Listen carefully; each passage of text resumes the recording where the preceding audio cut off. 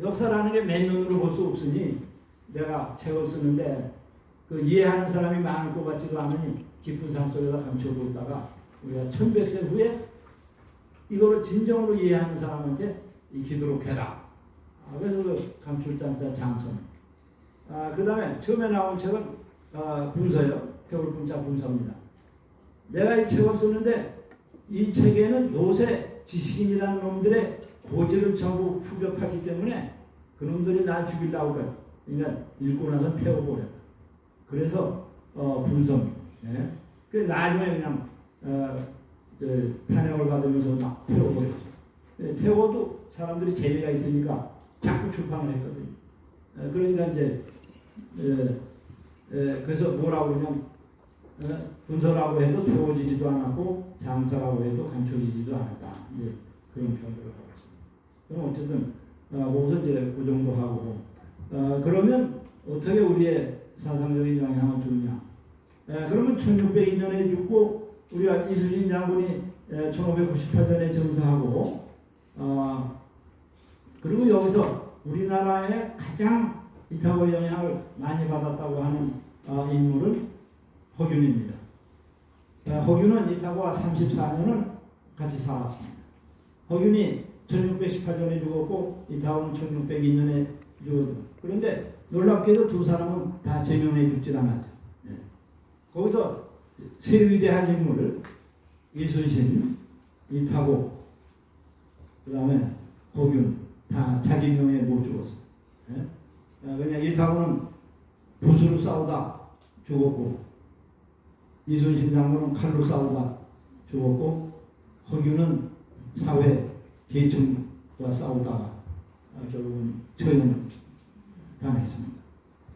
그러면 사실 그 우리나라에서 중앙대학의 윤남한 교수나 연세대학의 이가원 교수가 처음에 굉장히 이타고에 관심을 가지면서 허균이 참 그 사람의 영향을 받은 것 같다.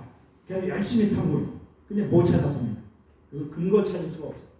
이 책이나 내용은 그렇게 맞는데 윤남한 교수님 만났을 때도 그런 얘기가 이거 찾을 수가 없다고.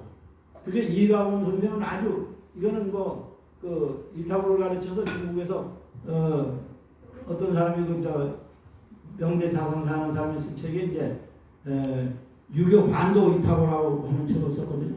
그러니까 그 이가원 교수는 유교 반도 허균 그런 책을 써가지고 이거 관계 못 찾았어요. 그냥 만면 돌아갈 때까지 도움이 못 찾았는데 2000년대에 와서 허균의 그 사행 기록 중국의 사신으로 갔다 온 기록에 나왔습니다. 뭐가 나왔느냐면 이타고의 분서를 읽고 이타고는 안 그리고 이시 분서를 읽고 그랬죠. 그래서 거기에 보면 이제 첫 규절이 뭐라고 나오냐면 책을 전부 태웠지만 돈은 태울 수가 없었구나. 아주 멋있는 얘기 아닙니까? 책을 태웠어도 그 사람 진리, 사상을 태울 수가 없어. 그러니까 우리의 유교 그리고 저 불교 그 두 가지를 아울러서 썼는데 이 세상은 그거 가지고 시끄러워.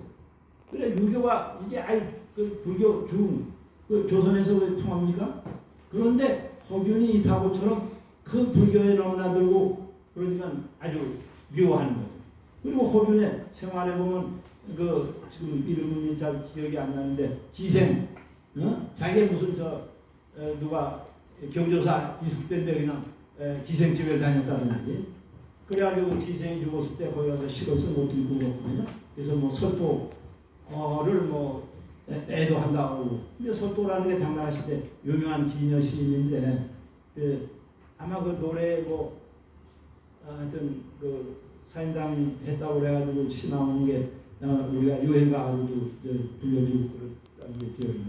그래서 허균은 홍길동전을 쓴 것은 사실상 수호전에서 그 동기를 받았다. 이제 그렇게 보고 우리가 수호전은 잘 알죠.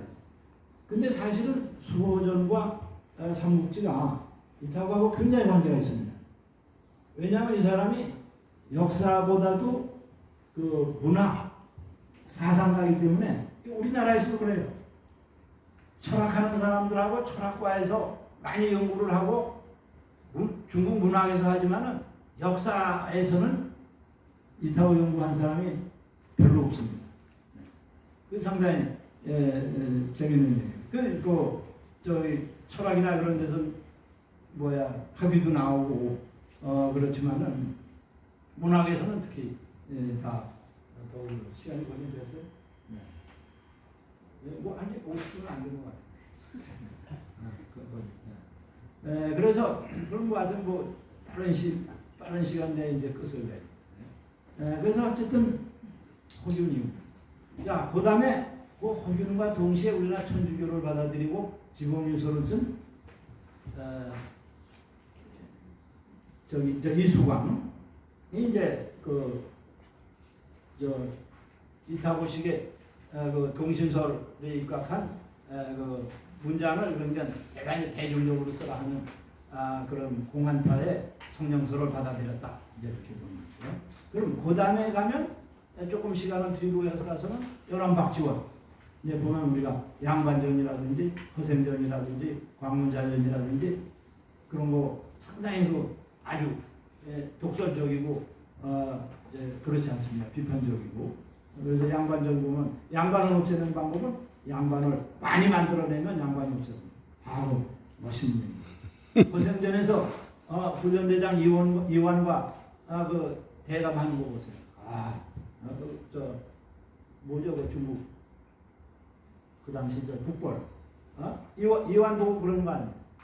그 중국을 당시 쳐들어가려고 그러는데 중국 군대가 얼마나 되는지 압니까? 모릅니다. 중국 군영이 얼마나 있는지 압니까? 모릅니다. 중국의 유명한 장군이 누가 있는지 압니까? 모릅니다. 그러면 여기 대신들의 부인을 청나라에 보내서 다 간첩으로 만들어서 거기서 이쪽 소식을 전해오라고 할 수 있어? 못합니다. 그럼 지금 창고에 있는 쌀을 다 내보내서 가난한 사람한테 나눠줘봐? 못합니다. 이놈이 아무것도 못하겠다는 데 무슨 북벌이야. 그러고 칼 없이 누르니까 이완이가 도망가 버렸다고. 그 호생전에 우리가 끄트머리 아닙니까 이제. 그 다음에 이제 우리가 실학의 대가구 집대성했다고 그러는 정다산. 정다산은 허균처럼 그렇게 탁월을 따르고 또는 뭐 비판을 하지는 않았지만은 그 논어 같은 그 경전을 번역할 때 주시의 그런 송리학의 해석 방법을 따르지 않고 상당히 자유롭고 이타고의 사서평을 많이 이제 참고했다. 사서평이라고 문제 여러분이 느낄 게 있습니다. 사서를 어떻게 평을 합니까? 감히 사서는 주해고 그 위대하고 거룩한 책을 보기만 해도 존경스러운 책인데 평이라고 했거든요. 사서평. 네? 그리고 이제 그 아래 내려가면 시기적으로 상당히 근대에 가까워지는 영재 이건창이라고 있습니다. 이건창, 이건성 해서 그 강학파의 유명한 그 양명학자들이죠. 그리고 이분은 아주 특히 사상적으로 대단히 그 애국적이고 그냥 매천 황현 이런 분들하고 이제 가까운 분들이에요. 그래서 신흥무관학교 쪽으로 가면 그것도 연결이 되어 있고 우리가 유명한 미당 정인도라든지 연세대학교 쪽으로 연결이 되는 그러한 이제 근대 사상의 그 맥이죠. 강학파의 맥인데 그분은 28수나비는 이타고로 찬양한다는 시가 있어요. 그러면 아마 이타고에 대해서 직접 가장 길게 쓴 글이 그거죠. 그래서 이제 그 정도 있었다. 뭐 말씀드리고 아까 그 조금 얘기를 했지만은 결국 그 삼국지 그리고 수호전 100회권, 200회권은 아주 이타고본이 유명합니다. 그 이문여 삼국지 보니까 이타고본을 썼다. 그리고 나오는 것도 봤습니다. 그리고 사실상 우리가 수호전이나 삼국지를 읽을 때 그 그림이 멋있죠. 사파가. 우리가 뭐 수염이 몇 자에다가 뭐 장팔상으로 청룡도를 하고 그러는 것들 그 사파를 넣은 게 이타고입니다. 그리고 글씨를 아주 잘 쓰기 때문에 중국의 백과사전문학에 보면 그의 서체가 나오기도 합니다. 그래서 그런 대중문학에도 영향을 많이 줬다. 그래서 이 사람이 유학을 비판했는데 유학 중에서 가장 미워하고 욕하고 비판하는 것은 주시입니다. 성리학, 성리학, 종교학이죠. 그래서 이제 주의에 대한 비판을 하는 것은 당신이 그렇게 위대한 학술적인 논리를 얘기하면서 당신이 살던 송나라는 왜 그 모양으로 다 죽어가는 사람처럼 깜빡깜빡했냐. 그러면서 이제 상당히 그 비판을 하고 있습니다. 시간이 상당히 쫓겨서 감사합니다.